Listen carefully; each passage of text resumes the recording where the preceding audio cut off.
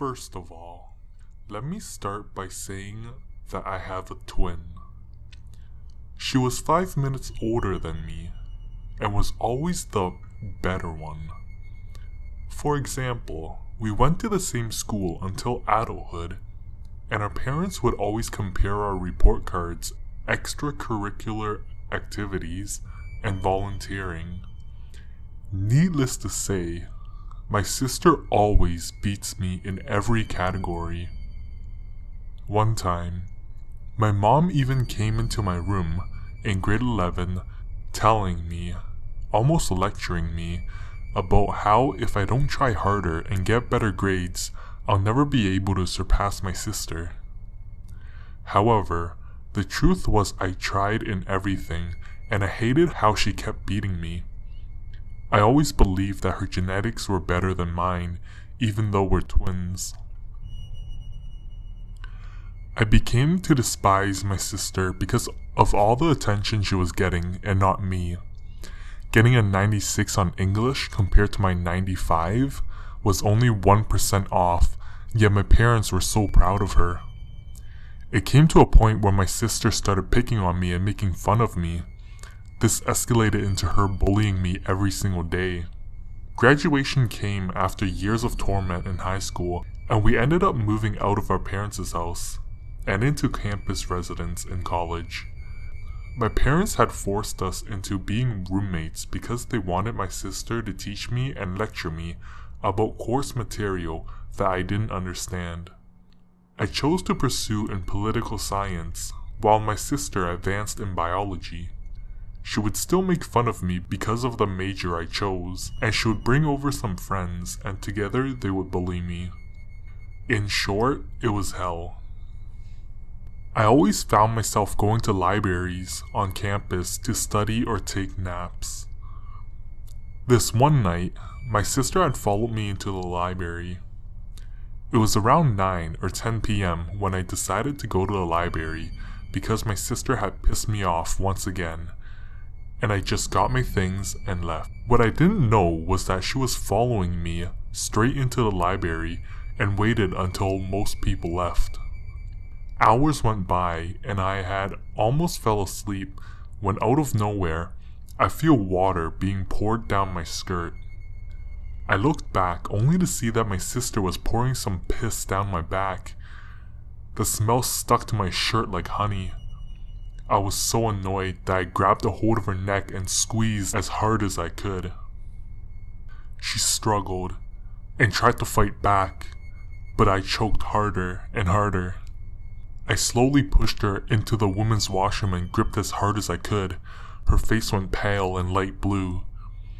I knew what I had done, yet I felt like a great deal was lifted off my shoulders. I felt free. I quickly grabbed her by the neck and legs and carried her out of the bathroom. My heart was pounding and my legs were shaking. Luckily, it was really late at night and no one was left in the building. The library was only a mere 5-minute walk from our residence, so I quickly grabbed all my things and lifted her up under her arms and started speed walking back to our dorm. By the time I got to my building, my arms started weakening and my legs started trembling. I dropped her on the floor and started dragging her up the stairs. It was too risky to use the elevator, and because we were only on the 5th floor, I decided to use the stairs. It felt like an eternity, but when I finally got back, I threw her on her bed and covered her body with blankets. I was nervous. I was scared. I didn't know what to do anymore. I felt free, but the guilt lingered over me, and I knew the consequences are not worth it, but what's done is done. Days went by, and the smell of her dead body started to stink up the room. I started dressing up like her and used her phone. I even went to her lectures and spoke to some of her friends. No one knew a thing. Whenever I had free time, I would work on disassembling my sister, bit by bit, starting with her fingers, arms, torso, until she's no more. Christmas time came shortly, and it was time to head back home to my parents. I told my parents that my sister chose friends over family and decided to stay on campus. The look on my parents' face made me smirk. That's right, your beloved daughter chose friends over you. How does that feel? I knew I couldn't make excuses every time it was a holiday, so I decided to dress up as my sister and pretend to be the good daughter in front of my parents. When my parents asked, "Why is it only you? Where's your sister?" I would make up an excuse, like they're out with their friends, or they'd come over tomorrow, which then I would simply change and act differently the next day. The funniest part of all this is that I know all of her friends and contacts. I went clubbing with her ID and her friends, sold most of her things, and even traveled with her passport. And to this day, no one knows that I've been living a double life as my sister.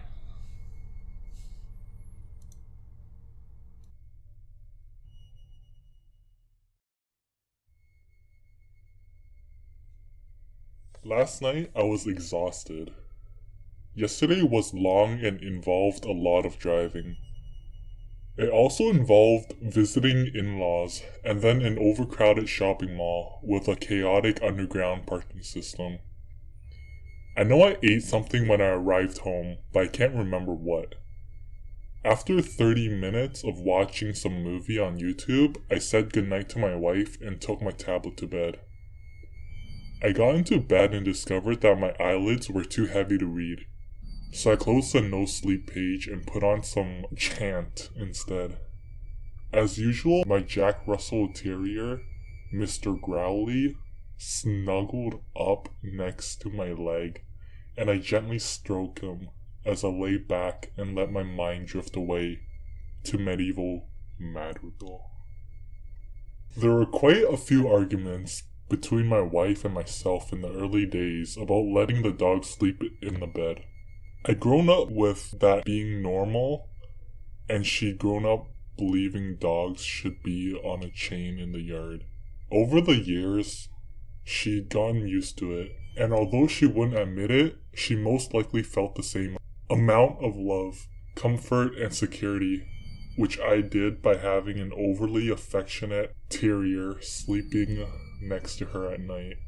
While he was no match for our late bull mastiff in terms of dealing with potential threats, he was an incredible alarm dog and responded to the slightest out-of-place sound, which the mastiff would have generally slept through. You can imagine my concern when the ball of fur and teeth I was stroking started growling. I stopped stroking and tried listening for what he could hear. However, the music was too loud, and dogs have a much better sense of hearing than we do.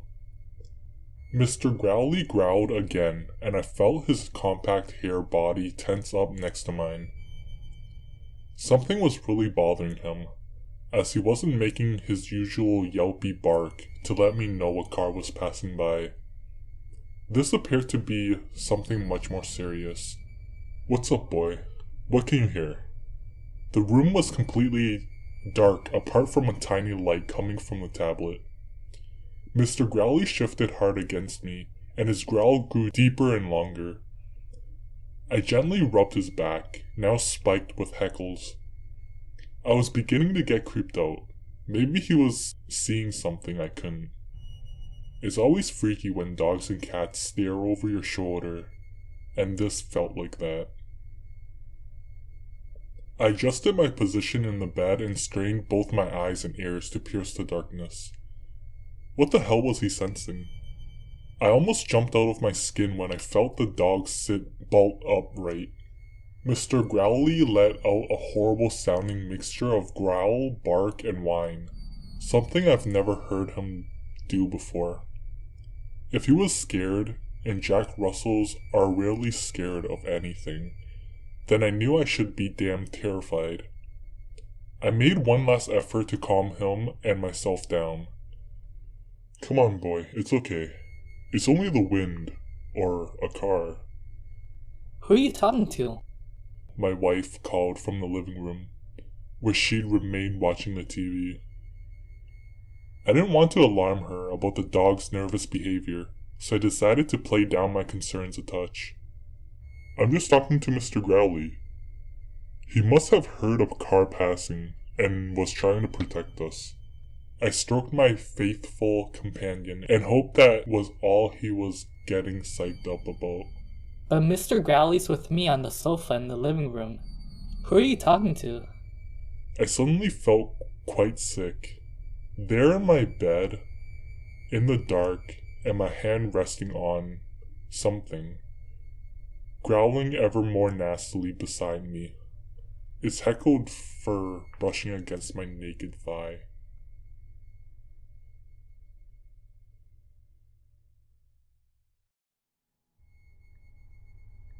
I was out camping one day with a few of my friends. I was only 8 at that time, so it meant that my parents and my friends' parents were also there. Overall, it was a fun experience, except for this one incident. We were camping for 3 nights, and every single night, my buddies and I would go out on our own while our parents were sleeping. It was me, Christian, Donnie, and his younger brother, Danny. Christian had a baby sister, and she was only 3 at that time, so she stayed in the camp with her parents while Christian snuck out. Originally, it was only supposed to be me, Christian, and Donnie, and my parents camping out, but the others decided that they would come too. It was around 1 o'clock at night when I went out and unzipped Christian's tent. I waved him over and he got dressed and came out. I then went to Donnie's tent and poked him up. He got frightened and accidentally woke up his brother. Danny was curious and stuck to Donnie like glue, even after countless times of telling him that we weren't doing anything. So all of us end up hiking up the hills and heading towards the moonlight.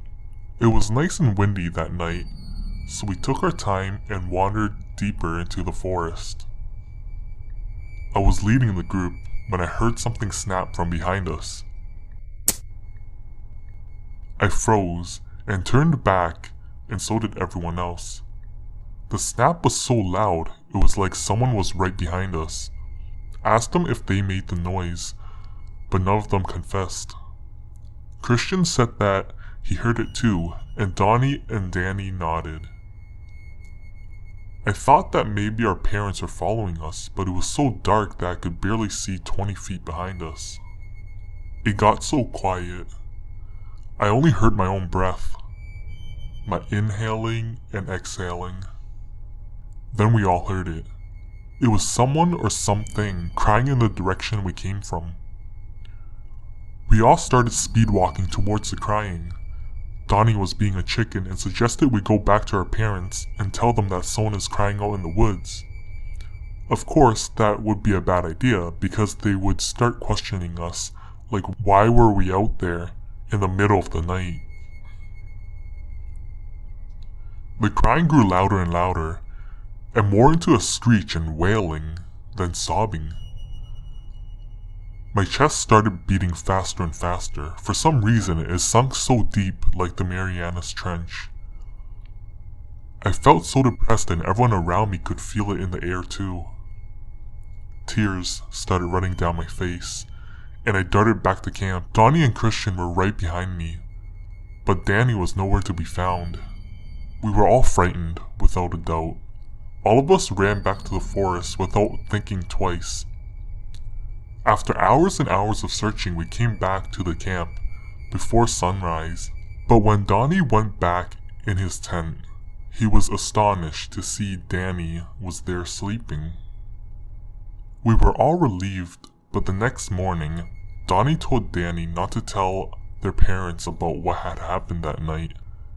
Danny only looked back at Donnie and asked him what did they do, and claimed that he was sleeping the entire night.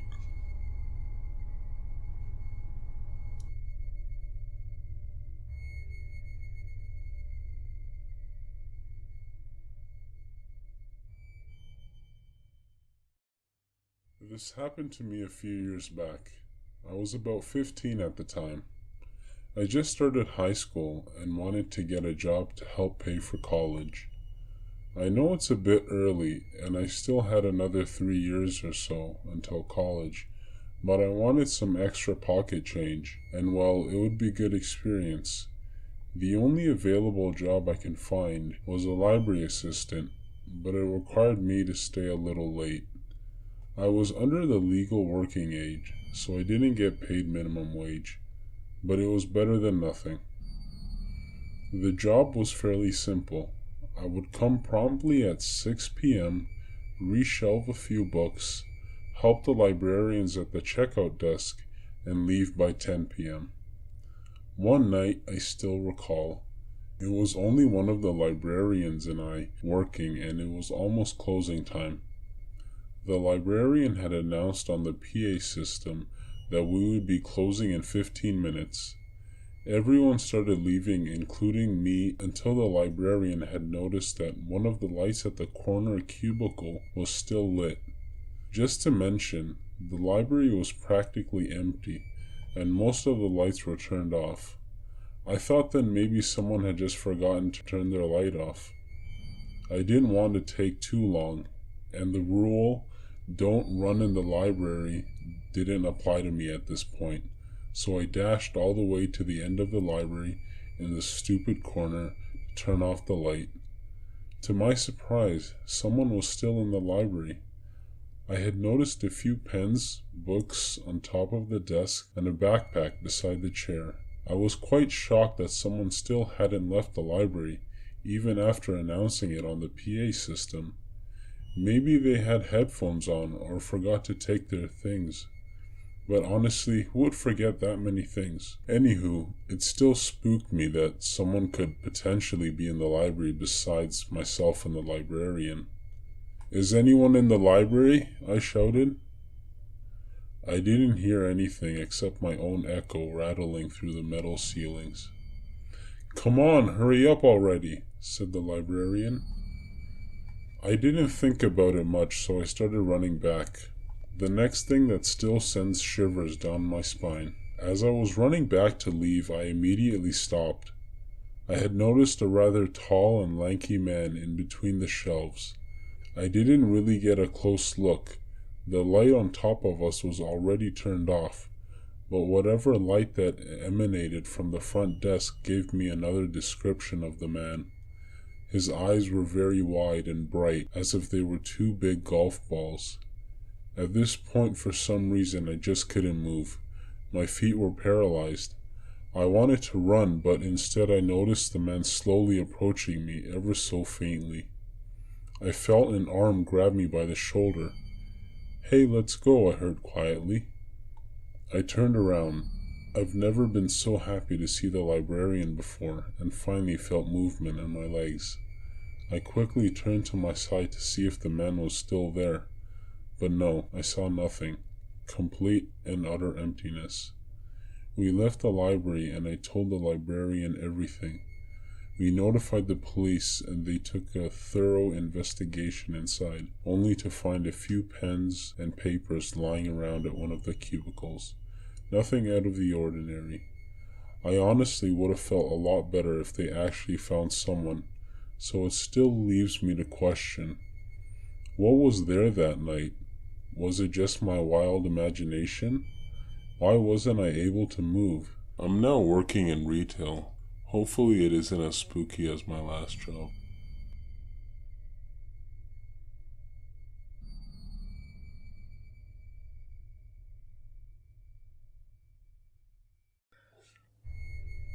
You know what grinds my gears?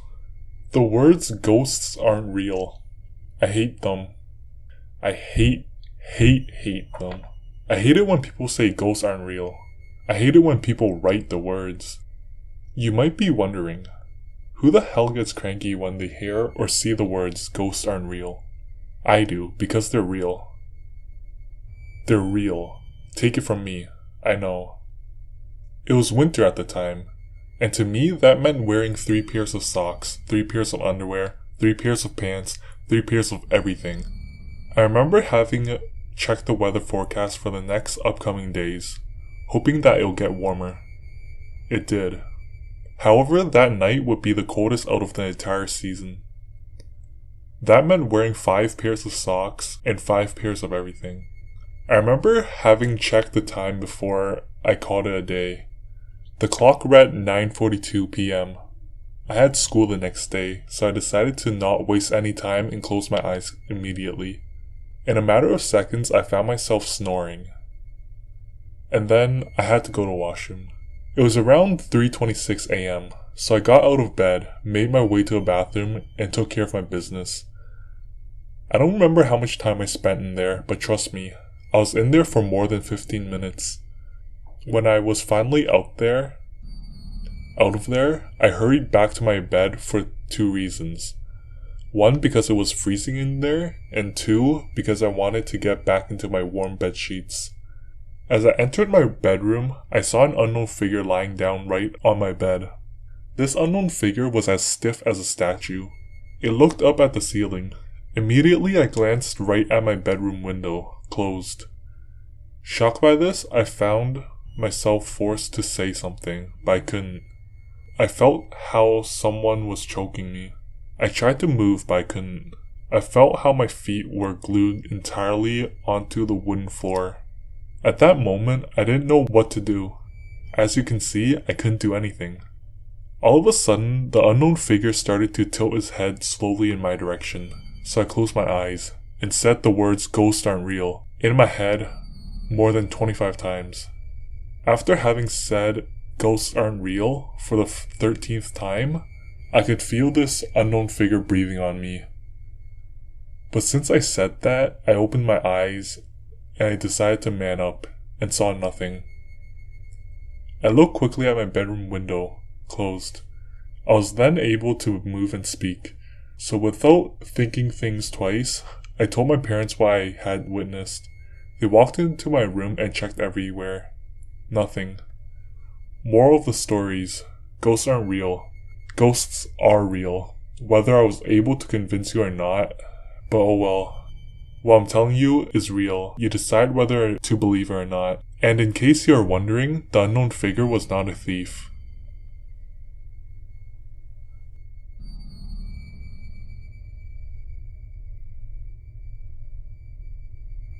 This happened during the peak of the clown attacks in the States. I never saw clowns at night, and the only clowns I saw were on TV or on the internet. I was a bit of a skeptic, thinking they were just pranks until this one night. First of all, I'm 15 years old, and I rarely went out at night.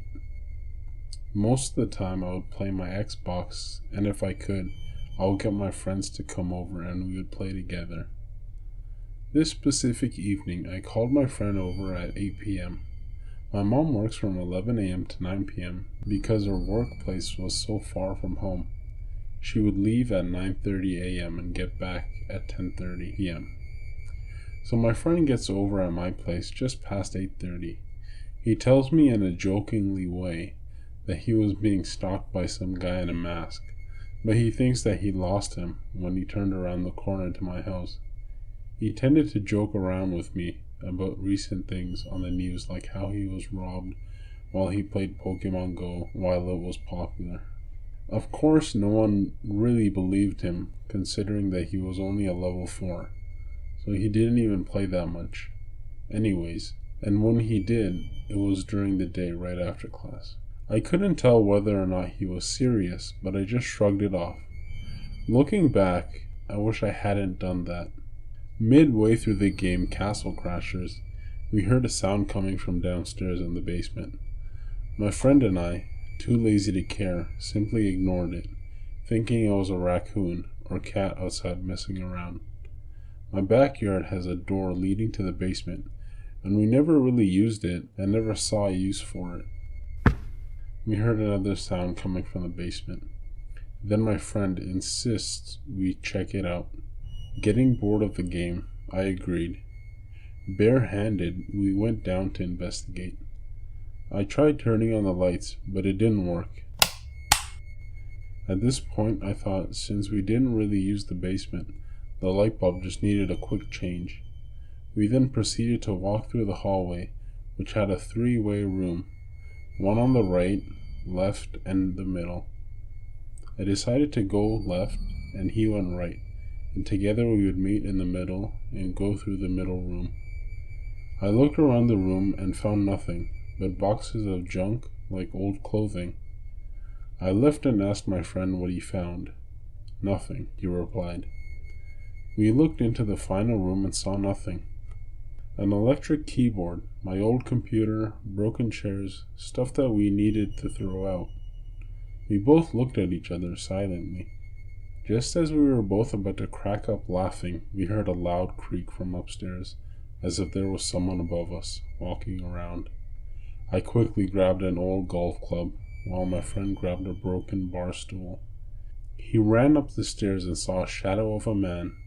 I soon joined him and saw that he was lifting up my Alienware laptop I recently bought with my mom, and was about to sneak out with it until the sound of our footsteps caught his attention. My friend quickly lunged at him with the stool he had in his hands. I was hesitant at first, but I followed after him, shaking nervously. As we got closer to him, we saw him clearer. He wore a clown costume with a stupid yellow afro, red nose, and makeup. He looked surprised that we ran towards him, so he dropped my laptop and ran for the door. A few feet away, my friend swung the stool, but he escaped just in time, and the stool hit hard against the door. We called the cops soon after, and they arrived shortly. The cops found out that the basement door leading to the backyard had just been broken, just that it seemed locked because the door was closed and the lock was twisted in the right position. I assumed that he broke in and locked up, which is where the sound came from. But he didn't see all the junk we had in the room and hit something which made a really loud thud. He probably hid knowing that we had heard him, and when we went down to investigate, he ran between me and my friend. How we didn't hear him, we both don't know. My friend joked that he might be a trained ninja. My mom came home shortly after the cops left, and I told her everything. If my friend was serious about a clown stalking him, then it might have been him. But the scariest part was that he snuck between me and my friend.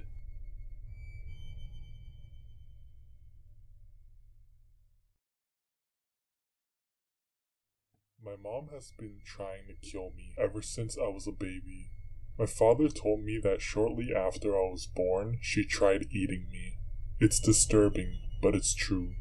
My father said one day he woke up early to go to work, only to see my mom trying to drown me in the kitchen sink. Luckily, he was there to save me just before I blacked out.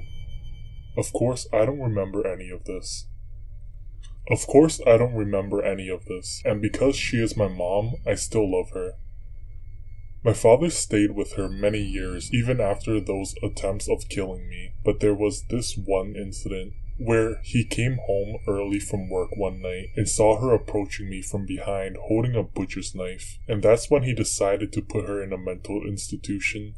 Moreover, he filed a restraining order. Anyways, years go by and my father tells me everything and why my mom was still in the hospital. I learned to accept who she is and not to judge her. I never knew how she looked like because my dad forbid me to go near her and would never let me go with him to the mental institution. All of a sudden, the visits slowly stopped, and thus my father rarely went to visit her.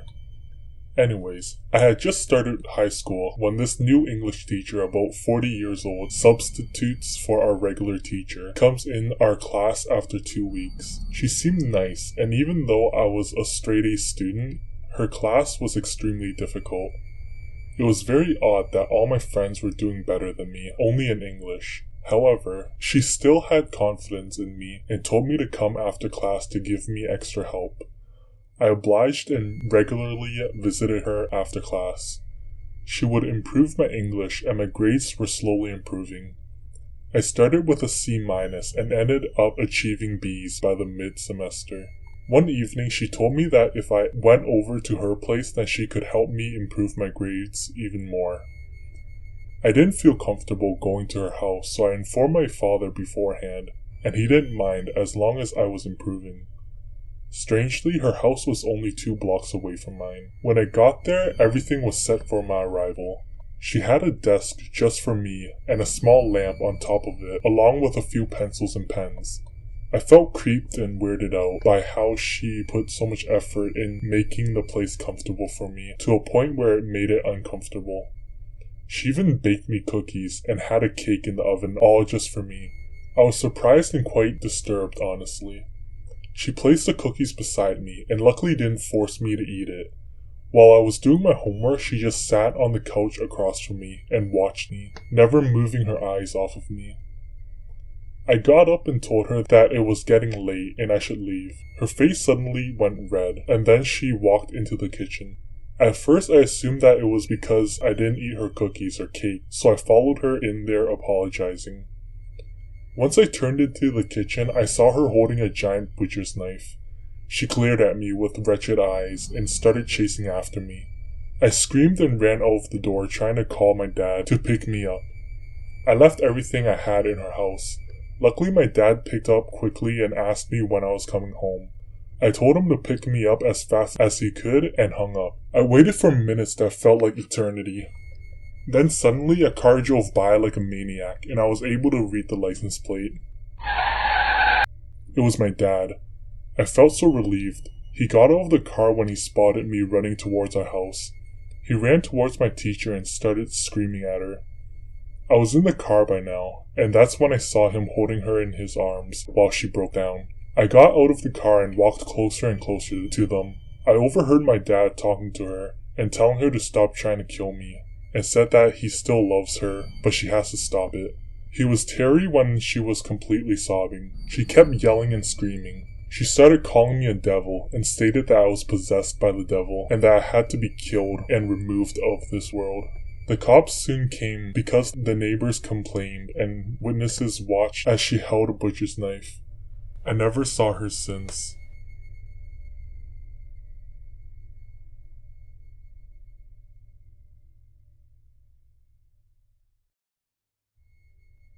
Having to run away from essential certain death can be pretty stressful.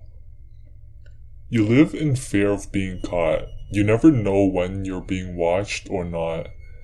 And you have to continuously come up with aliases in order to keep off whoever is following you.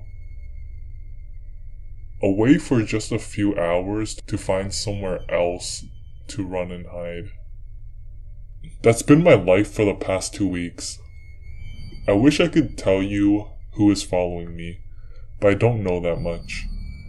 I'm not exactly sure why either. All I know is that one morning I woke up and went downstairs to see my mother beaten, bloody, lying across the kitchen island. Hanging from the ceiling by a rope was my brother, who had just graduated from high school, and my father sitting against a wall with his throat slit. Whoever it was wrote something on the wall in red text, which I assume was the blood of my murdered family. We're coming for you. You have something we need. I grabbed the biggest backpack I had and began to fill it with the essentials. Food, water, clothes, cash, my passport. Anything that I thought I might need. I had been working for a restaurant at that point and saved nearly every penny I made since the day I started there. I took my parents' wallet and my brother's wallet, and had a few credit cards, 3 debit cards, and around $6,500 cash. I ended up taking my brother's car over mine since he had the best mileage in the family, and left. I drove to California in order to elude my stalkers. I went pretty far north to get away, and 12 hours later, I ended up in beautiful San Francisco. Obviously, I had no time for sightseeing. I needed sleep, so I found a motel and used a bit of the cash to stay there for a few days. San Francisco was not as beautiful for me as it was for everyone else. I was in my room at the motel with my laptop trying to get a new place to go, when I heard a loud bang outside my door. Open the fuck up. I slammed the laptop shut and threw it into my pack and slipped it on. I unlocked the door, and as whoever opened it up, I was already running full speed at the guy. I bulldozed him down and I needed something from him, so I span around while taking my bag on my shoulder and hit him in his face with it. He hit the ground with a thud, and before he could get up, I kicked him in the stomach, grabbed his head, and slammed it on the ground. He was out cold. He had a pistol holstered on his right side, so I rolled him over and took it. I found extra magazines too, 4 to be exact. I searched him but found no indication as to who he might have been working for. However, I did find a peculiar little insignia. It was a circular pin with a rose in the center, which was trimmed with gold. I pocketed it. I had overstayed my welcome in the Golden Gate City. I checked out of the motel, hopped in my brother's Toyota Corolla, and sped off. I went north. For my safety, I won't release the exact city or state or country, even to where I went. Who knows if those fuckers are stalking my posts here too. I can't keep running like this. Sooner or later, I need to stop and fight or get captured. If I do, and they find what they're looking for, or even if they don't, I'll probably end up with the same fate as my family. I miss them a lot, and seeing them beat, bloody, and massacred like that. I just wish I could tell them I love them one more time. I'm so scared. I'll keep trying to update you all, to those who care anyways. Wish me luck, and pray I'm not found by those fuckers.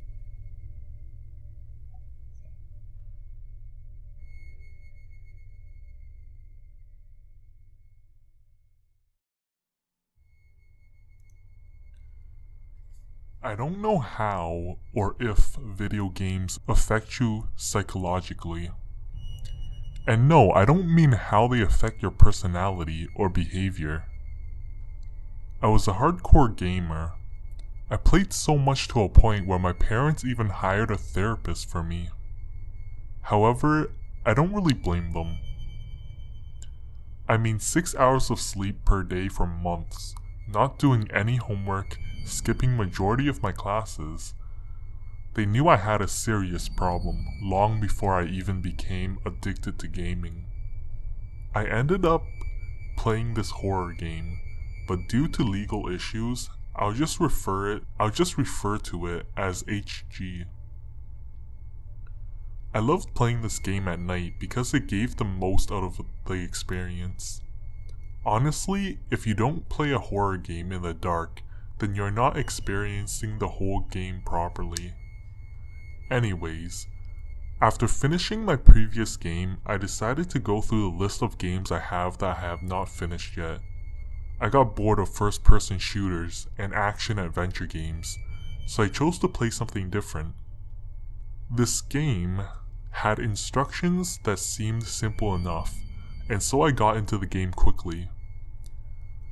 I pulled all-nighters for 2 nights in a row because of this. That is, until things started creeping me out. By this, I mean things like tabletops and dishes became scary for me. I would start seeing shadow people and start hearing noises. I like to believe that it was from the game, but I'm not so sure anymore. One day after cleaning up and washing my dishes, I started hearing whispers. My parents had left for dinner and left me at home because I refused to go out. I would rather stay home and play games than go outside for a lousy dinner. As I finished washing the dishes, I heard someone calling my name from my room. Curious, I grabbed the kitchen knife and went up the stairs. It felt like I was an assassin, and I know, you're probably thinking, why don't you just call the cops? Well, honestly, I didn't think like that. I thought it would be a great way to show off my knife handling skills I had learned from video games. Of course, thinking back now, it's a stupid idea. Anyways, I climbed up the stairs and noticed that my room door was slightly opened, but it was pitch dark in there. I slowly walked to my door and peeked my head in. It was still so dark. That's when I swear I heard breathing. I switched on the light and yelled, "Got you!" But to my astonishment, no one was there. Yet, I still heard breathing. I clenched my fist tighter, holding the knife next to my chest. I slowly turned around to face the staircase, only to see someone dash downstairs. I dropped my knife and landed on my feet. Luckily, the handle fell on my foot and not the blade. After standing at the foot of my door for a minute or two, I quickly ran into my room and locked the door. I went under my covers and literally started crying. I was so afraid at this point. I kept checking the clock and wishing that my parents would come back soon. I had left my phone downstairs in the kitchen, but I was too afraid to leave my room. I started regretting not going with them and sobbed like a child, hiding under the covers. When it hit 12 a.m., I heard the car. My parents were back and I was so relieved. I heard the doorknob turn, and then my mom scream. I rushed through my door and ran downstairs as fast as I could. My mom was on the ground. She had fainted, and I looked around only to see the house was a complete mess. My dad walks in just seconds after and asks me what the hell. I looked back at him confused, and that's when he went straight on his phone and called the police. I never knew what happened since. But just a few days ago, I asked my mom if she remembered. That's when she told me that she saw a naked woman about 50 years old in our house. She was laughing wildly, and when she saw my mom, she started dashing towards her. That's when she blacked out and fainted. She then tells me that my dad, while walking back towards our house, sees this crazy looking lady completely naked running out of our house. When he walked in, he saw me holding her, and wondered if I had anything to do with that crazy old lady.